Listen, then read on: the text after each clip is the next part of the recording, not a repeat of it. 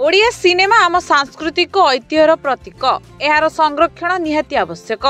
Odia cinema को संरक्षण करिपारिले अनेक स्मृति पुनर्जीवित हेबो। ओडिया सिनेमा संरक्षण होई रहिले आगामी पीढ़ी प्रेरणा पाइब। राजधानी कलाभूमि रे 10म चलचित्र संरक्षण और पुनरुद्धार कर्मशाला 2025 उद्घाटित होइछि।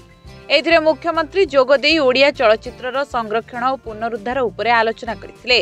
1973 रे निर्मित होइतिबा ओडिया फिल्म कनकलता, 1984 रे निर्मित होइतिबा माया मिरिग चलचित्रर पुनरुद्धार पई हेरिटेज फाउंडेशन को मुख्यमंत्री धन्यवाद देथिले। एही अवसर रे ओडिया फिल्म रो पुनरुद्धार पई हेरिटेज फाउंडेशन सह एक बुझामणा पत्र स्वाक्षर करबा को घोषणा होइछि। सरकार के तरफरु मध्य एक घोषणा करा जाइछि। एमओयू खूब शीघ्र करा जिवो एवं चलचित्र अभिलेखार किभली प्रतिष्ठा हो पार और ताहा आगक केमती जाई पारिबो।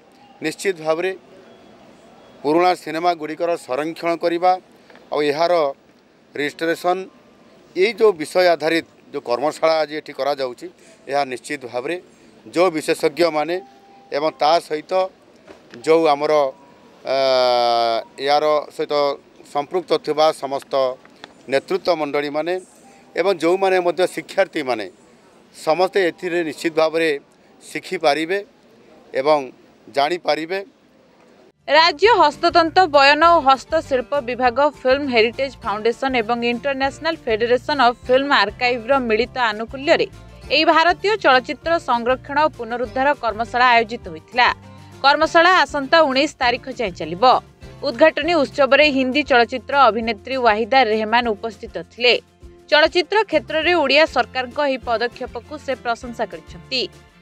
मुख्यमंत्री को व्यतीत एथिरे मंत्री प्रदीप बल सामंत, उन्नयन कमिशनर अनु गर्ग, हस्तशिल्प शासन सचिव गुहा तापस कुमार, विधायक बाबू सिंह, अभिनेता सिद्धांत महापात्र, प्रशांत नंद आदि बहु मान्यगण व्यक्ति जोग देथिले।